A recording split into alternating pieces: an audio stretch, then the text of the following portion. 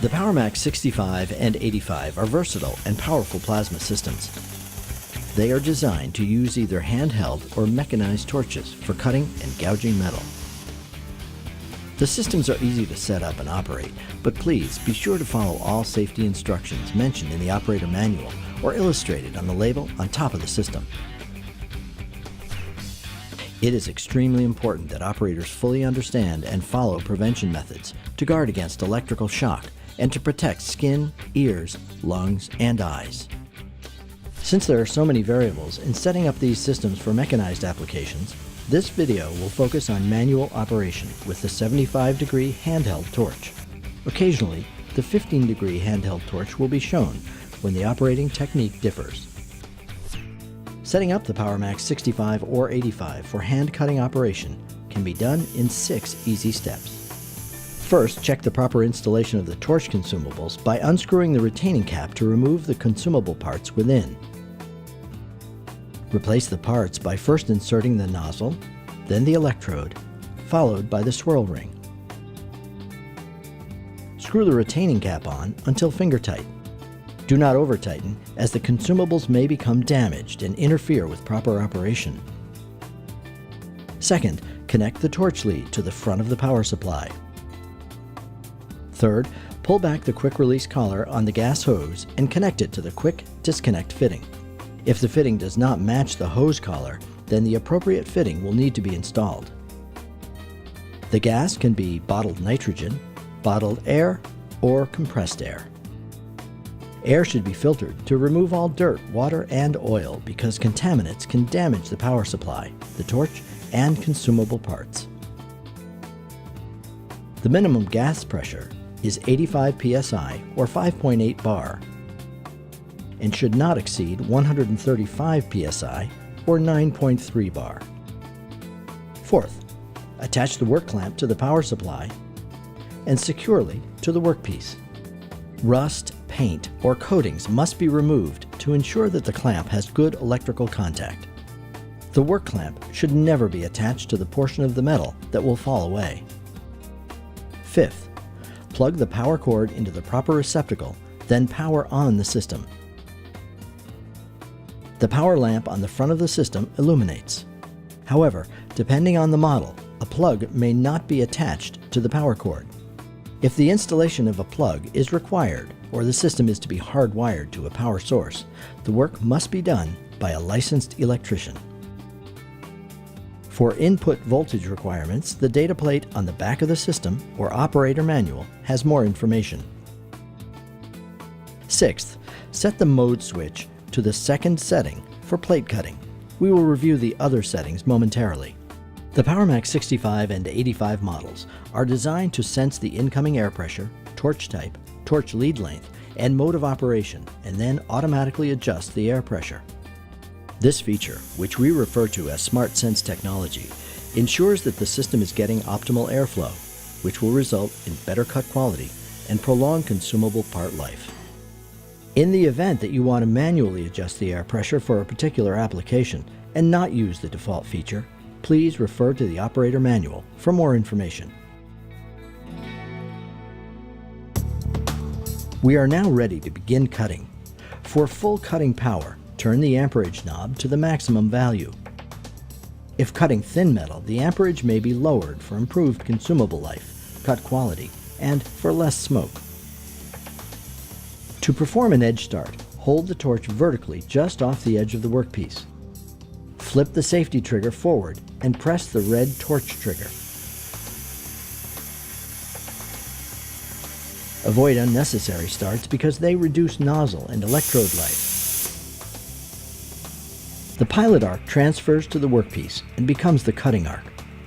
Pause at the edge until the arc has completely cut through the workpiece, then proceed with the cut. The shield may be dragged on the workpiece for ease of cutting. When nearing the end of a cut, angle the torch into the direction of the cut, allowing the arc to come out first to ensure a complete cut. Maintaining proper travel speed is key to successful cutting. Watch the arc beneath the plate, as sparks should lag 15 to 30 degrees behind the cut. If the sparks are vertical, then the speed is too slow. If the sparks are perpendicular to the cut or are spraying up from the workpiece, then the speed is too fast or the system does not have sufficient power. Lag lines on the finished cut edge should also be about 15 to 30 degrees. A plasma cutting guide, straight edge, or template can be used to guide the torch. However, the distance from the shield center to the edge must be factored in when creating a template or placing a straight edge. If beveling using an angle iron, plasma cutting guide, or free hand, remember that the material thickness increases proportionally with the bevel angle. If making long cuts, you may consider using the trigger lock feature. Set the mode switch to lock, which is in the bottom position. Once you have transferred the arc to the metal and have begun cutting, you can release the torch trigger. The arc will remain on. The arc will turn off once you pull the torch away from the metal or press the trigger again. Depending on the thickness of the metal being pierced and the system used, there are two methods of piercing. If piercing thin metal, hold the torch perpendicular to the workpiece and pull the trigger to transfer the arc. If piercing thick metal, hold the torch at an angle so that the nozzle is within 1/8 inch, 3.2 millimeters, from the workpiece.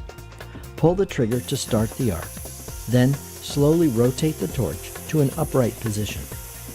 In both methods, when the sparks are exiting from the bottom of the workpiece, the metal has been pierced. Then cutting can begin. To prolong the life of consumables, it is recommended that the second method be used to minimize damage to the consumables caused from molten metal blowback. To cut expanded metal, or metal with a lot of holes or gaps, set the mode switch to expanded metal cutting, which is the top position. This enables the system to automatically reinitiate the pilot arc without re-triggering. To cut, simply follow the same procedures as outlined for plate cutting. To gouge, first turn off the system. Install the gouging consumables. Then restart the system. Set the mode switch to gouging, which is next to the bottom position. The air pressure will automatically be lowered for gouging. Adjust the amperage knob to 65 or 85 amps for full gouging power. If you want to move the torch at a slower speed for greater control, then lower the amperage. Hold the torch at approximately a 45-degree angle from the workpiece, with a small gap between the torch tip and the workpiece. Then pull the trigger to transfer the arc. Maintain this angle and slowly move the torch along the workpiece to remove unwanted metal or weld. If a shallower gouge is desired, decrease the angle of the torch. For a deeper gouge, increase the angle of the torch or make additional passes.